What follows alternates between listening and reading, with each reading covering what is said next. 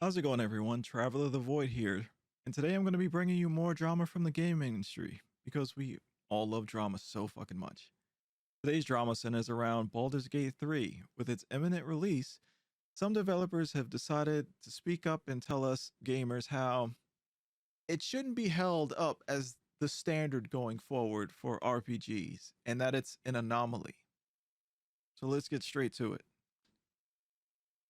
This is brought to my attention by Game World Observer, published by Evgeny Abedkov. I apologize if I got your name wrong. Why devs consider Baldur's Gate 3 Anomaly, not new standard for RPG genre. It's rockstar level nonsense for scope. And this entire kerfluffle kind of kicked off because of Mr. Zalavir Nelson Jr. Once again, sorry if I mispronounced your name. And Mr. Nelson wrote a Twitter thread, using Thread Reader, to voice his complaints about how he believed gamers would try to hold this huge new game up as the standard for what everything should be. So I'll let Mr. Zalavir's words speak for themselves. But first, just for some context, Mr. Zalavir it works for Strange Scaffold, which is basically an indie developer. They have a few games under their belt, but they're not really high quality game cards with that you play with dogs. Uh, Space Warlord Organ Trader Simulator, as you can see, not that high up on the tier. They're not AAA developers. They're indie. And for context, that is pretty important context for this conversation. So, as Mr. Nelson says, like a lot of people, I'm deeply excited about what the lovely folks at Larian accomplished with Baldur's Gate 3, but I want to gently, preemptively push back against players taking that excitement and using it to apply criticism or raise standard to RPGs going forward. And I just have to question, why not? If Larian raised the bar with this game, they raised the bar. It is what it is. No one really has any control over that. They're about to, but this game has been in early access for like 3 years now. People have been able to play it. They raised the bar. Like, you don't have any control over that. This is probably what people are going to come to expect. And there's nothing wrong with that. That happens in the industry all the time. When open world games became a thing, that was the set standard for how this stuff should be. And then it kept getting expanded. Last year, Elden Ring, that'll become relevant to this conversation later. Elden Ring blew everyone away. And now that's kind of a standard for what it should be. Tears of the Kingdom, Breath of the Wild, these are games that push the boundaries, and this is what your game should be like. They're not like, you don't have to make them like that, but this is the quality you should be aiming for. But to continue, you can't separate a game from the process used to build it. So let's look at what Larian is taking into the development and the final version of the game. Dev cycle stretching back to 2017. Now, this is one of my personal complaints with the industry. Stop rushing your games.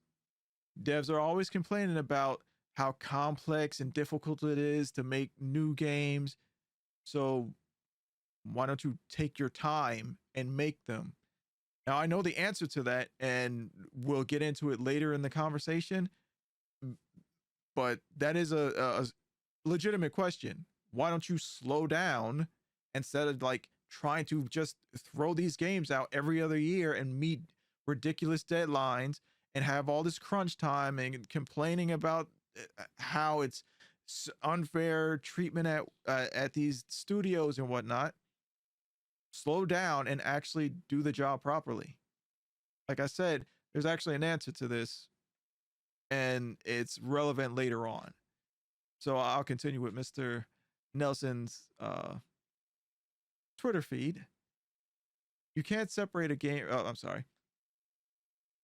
They're going in with two massive games and their definitive editions worth of tech and institutional knowledge to draw from.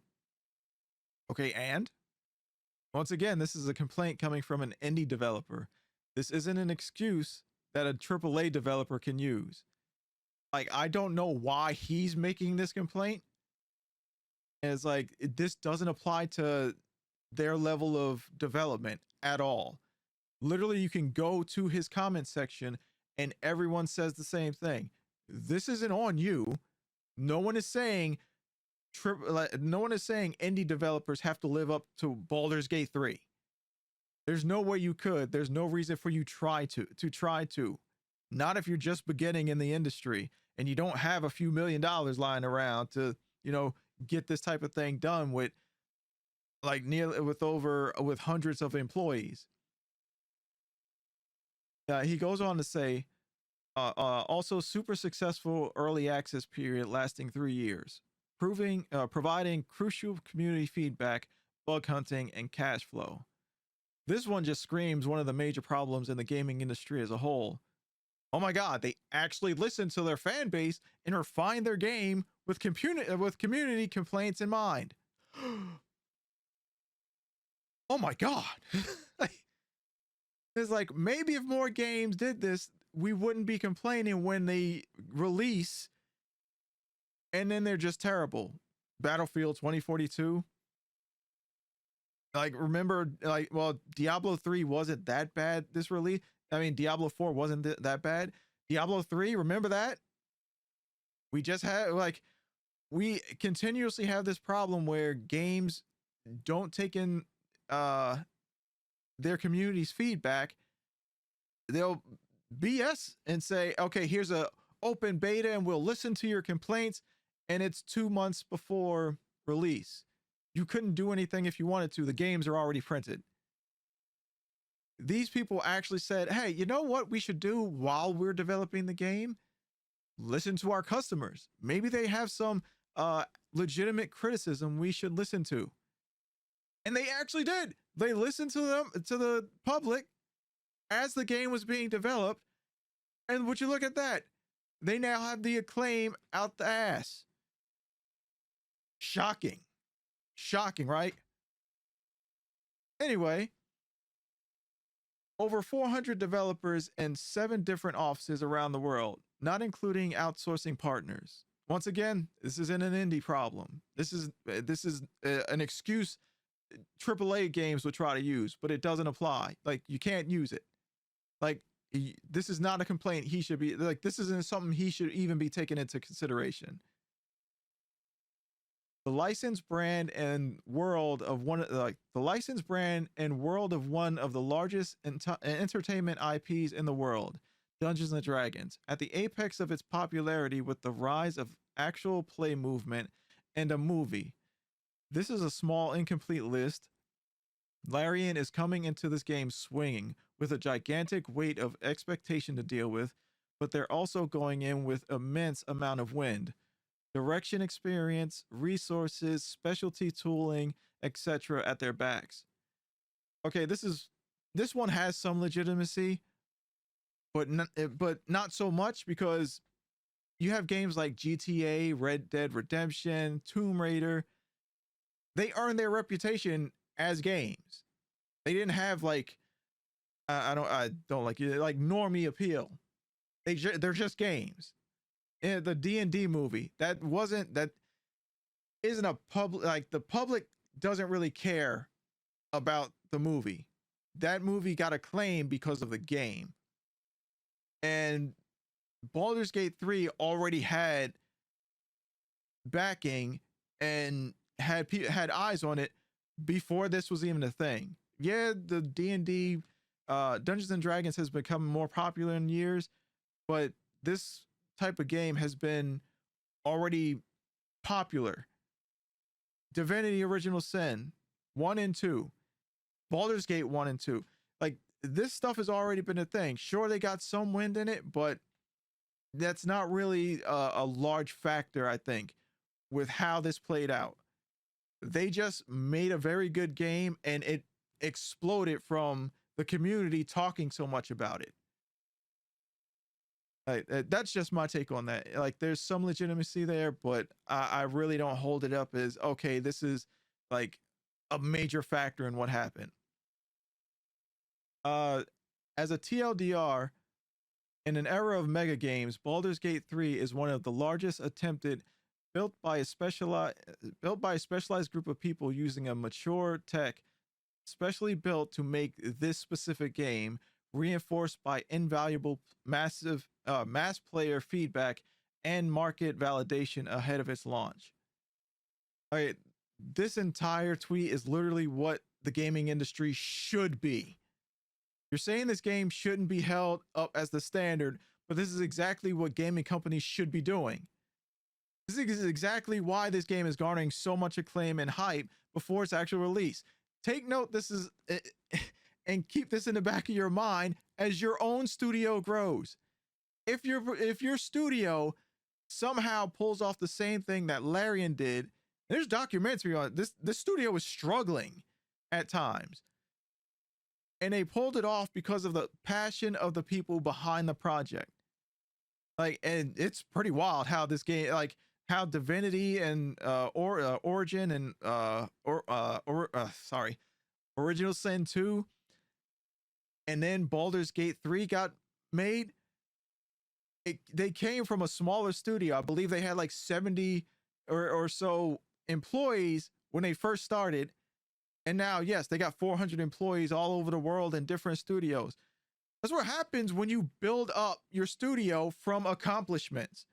You become larger. That's common sense. They didn't just pop up and they're like, oh, well, we're going to make one of the best games and it's going to be the gold standard for the thing. No, they had Divinity Original Sin 1. Good game. Then they blew it out of the water with Divinity Sin, with Original Sin 2, which everybody who played it loves. And now they took everything they learned from those two games.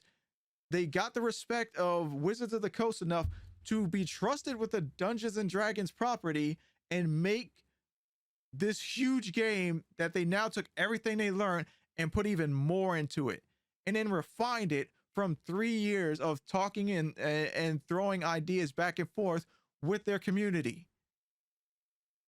Really? Like I said, this is it's just so odd to me that this is a thing. Excuse me. He goes on to say, this is not a new baseline for RPGs. This is an anomaly. Trying to do the same thing in the same way, especially without the same advantage, could kill an entire group of studios. If they go as big or bigger with their next title, Larian themselves could die. That's the risk and reward of the mega game. We are an industry dangling elephants over cliffs, pointing at the ones that don't collapse under their own weight as indictments to the ones that do. So please celebrate the achievements represented by Baldur's Gate 3. It looks like a massive amount of effort is about to pay off in a big way for one of the brightest voices in the medium. But if you shout that every RPG should be like this going forward, you have no excuse. You've just missed the point. You've created the expectation and conditions to ensure your favorite creators may never be able to give you the thing you love ever again. No! We're saying every studio should be using this as the gold standard. You don't need to achieve what Larian has done, but you should be looking at them and their success and wondering, how do I apply this to my game? That's what we're saying. We're not saying every game has to be like this. This is what every game should be striving for, especially if you're a AAA studio with multi-million billion dollars backing you.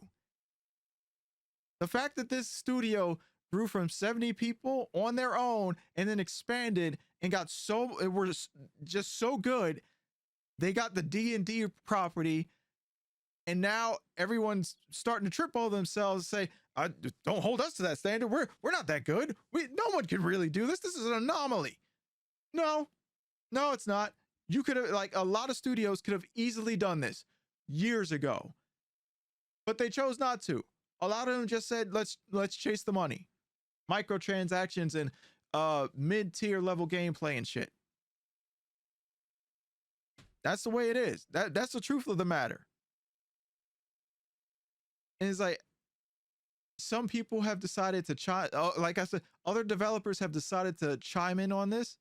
One of them being Rebecca Harwick, lead designer at Grimlore Games, who is a part, which is a part of THQ Nordic, and I'm sure you all know THQ Nordic has a crap load of studios under them now with hundreds of games. A lot of them we know. I think like one of my favorites, Kingdoms of Amalur, that had a whole crazy development cycle, but they have hundreds of games under their belt.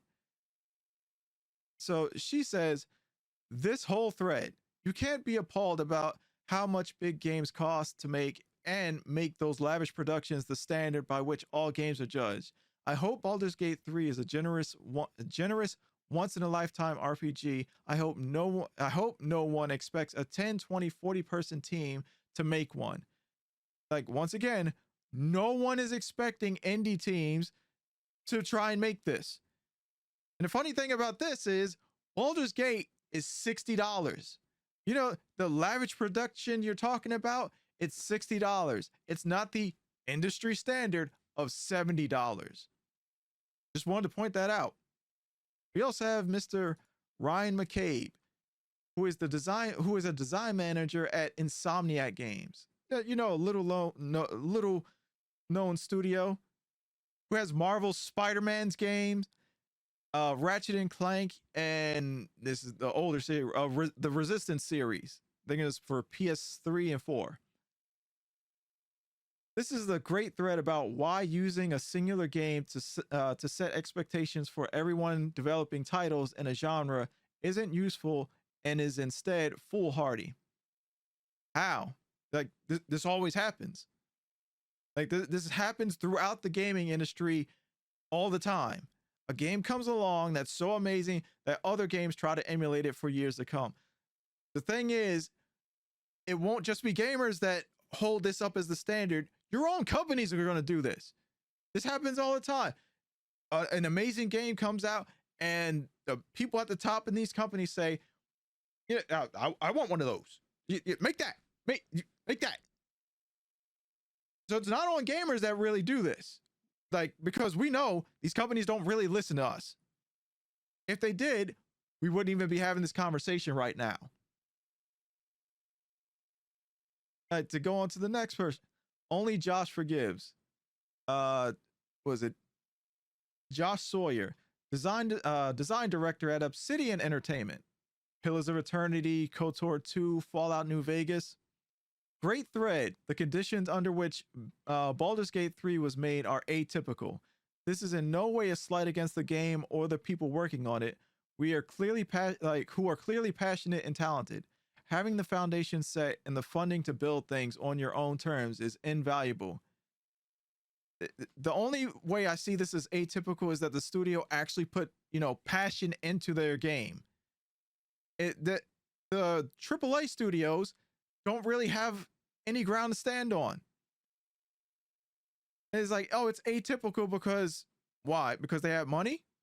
So do AAA games, like Obsidian Studios. They had a crap load of people like Obsidian Entertainment. Yeah.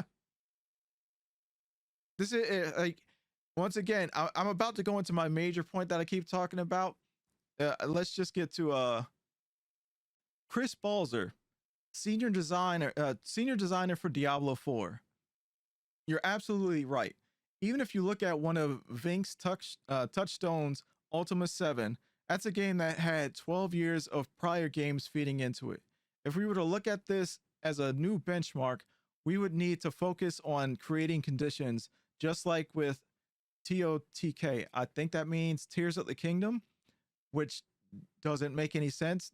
Zelda has over, I think, 2 decades too. Like they have quite a while. No, like probably 3 decades of games feeding into it. Okay, you're the senior designer on a Diablo game. Diablo, that's been going for 2 decades. This is once again like no excuse for a AAA studio, especially with a long-running franchise like Diablo, World of Warcraft, and Call of Duty. There's no excuse. Then we come to 2 people from Ubisoft. Remember Ubisoft? The company that had developers complaining about Elden Ring just last year because people loved it, and they just couldn't stand the fact that people didn't like their game's UI and UX just cluttered to hell. You know, the good Elden Ring UI, this nonsense. They were mad that people didn't want their UI cluttered to hell like this. Yeah, we have people from that same company again complaining, retweeting this. What is it? Nick Pantis. Oh, sorry. Production manager at Ubisoft Quebec. And was it Lisa Vu Trot, brand manager at Ubisoft? Like, Ubisoft, what the hell is going on at your company that your people keep complaining about games that ain't theirs? And it's like these people are complaining that they're so worried that they have to be held to a standard for a good game. This is just ridiculous.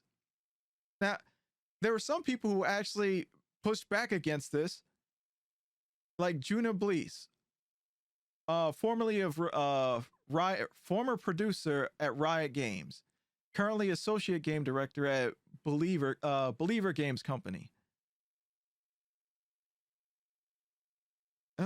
Oh yeah, hers went all the way back. Sorry, I can't disagree with this one more.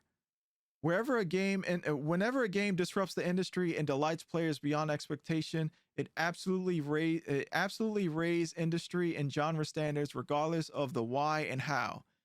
Exactly. That's what happens when you make a good game. Your companies could have raised the standard. They could have set the standard. Now you're all worried you have to live up to this game. I'm not saying games should all be judged the same way across different production budgets and experiences, but I believe most players understand the context to not compare apples to oranges.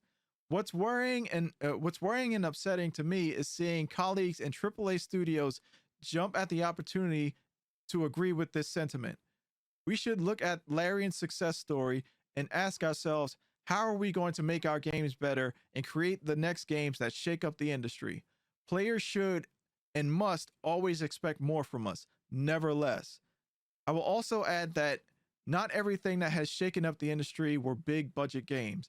There are tons of indie titles that have raised the gaming bar in many meaningful ways. The main point I am trying to make is about why we shouldn't ask players to expect less.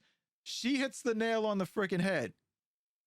You shouldn't expect us to expect less from gaming.